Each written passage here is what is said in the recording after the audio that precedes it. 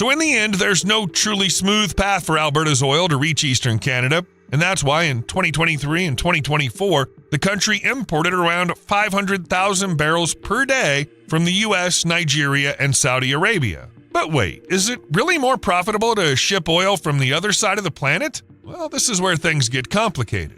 Buying and delivering oil from Saudi Arabia or Nigeria costs roughly $70 to $80 per barrel. Meanwhile, sending Canada's own oil by pipeline costs only $3 to $5 per barrel, and by rail $10 to $15 per barrel. If the difference is that huge, why can't Canada, despite the problems and risks, ship Alberta oil by train anyway? Or spend big on a pipeline and move oil for pennies? Here's where the next problem comes. In Alberta, oil is extracted from oil sands, which leads to a product often referred to as quite a complex substance. But how can oil be complex? It's just a black liquid, right? Actually, oil comes in different types. There's light oil, thin and flowing, almost like vegetable oil. It's easier to pump, transport, and refine. At a refinery, gasoline and diesel can be made from it quickly. The equipment wears less and everything runs smoothly. Now let's head to Alberta. The oil there is different. It's thick, viscous, almost like syrup. Sometimes it's like softened asphalt. To get it flowing through pipelines, it has to be mixed with special additives or heated up. Otherwise, it'll just freeze inside the pipe. And that's just the beginning.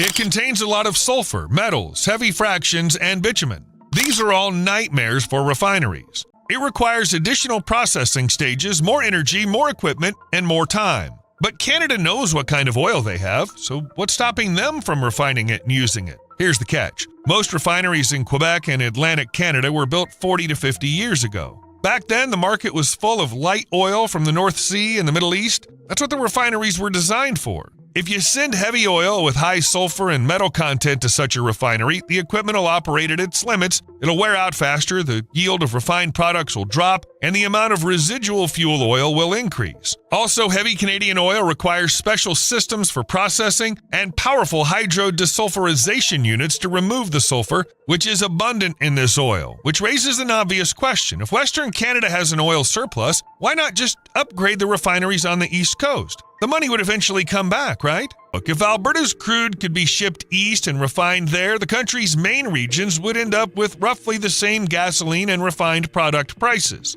But that's not how it works. So gasoline has to be sourced somewhere else, and Canada finds it in the United States. For example, in 2022, Canada imported about 478,000 barrels per day of finished petroleum products, and nearly 80% of that volume came from the U.S. So yes, Alberta's oil flows into the United States, and then comes back as gasoline and other products. The tragedy in the small town of Lac-Mégantic in Quebec.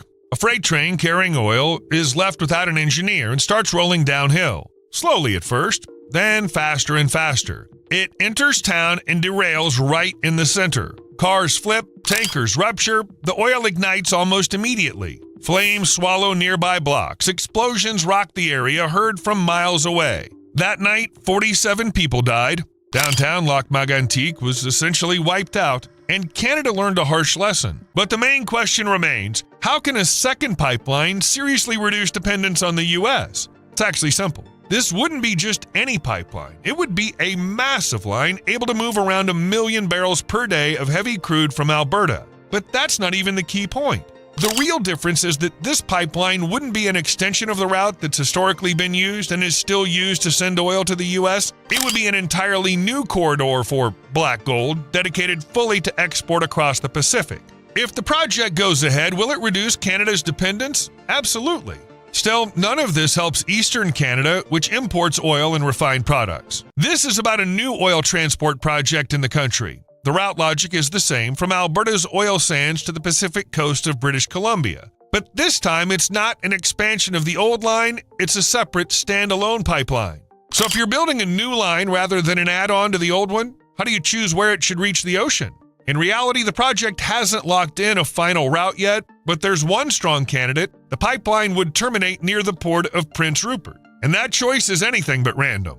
Prince Rupert is one of the closest North American ports to Asia. From there, shipping routes to Japan, South Korea, and China are shorter than from the Vancouver area. That saves both time and fuel. It's also a deep water port. Large tankers can dock without complicated maneuvering or draft restrictions, and the bigger the vessel, the lower the transport costs per barrel. That makes the logistics more stable and the schedule more predictable. There's another advantage too. The port sits in a relatively sparsely populated area, so the obvious question is, did Canada manage to ship oil anywhere other than the U.S.? Yes, absolutely. Since May 2024, when the expanded Trans Mountain officially started operating, Canada has been able to send oil regularly to countries beyond the United States. In the first year, exports through British Columbia terminals increased more than sixfold compared with the previous period.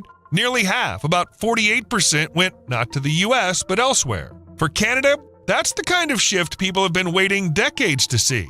The biggest buyer was China. Other destinations included Singapore, South Korea, and India. But you know what really matters? The scale. Since June 2024, over the entire period it's been operating, the pipeline has been sending about 207,000 barrels a day to China and 173,000 to the U.S. So it really is helping Canada move its oil out. And most importantly, heavy Canadian crude sells for a higher price in Asia than it does in the U.S.,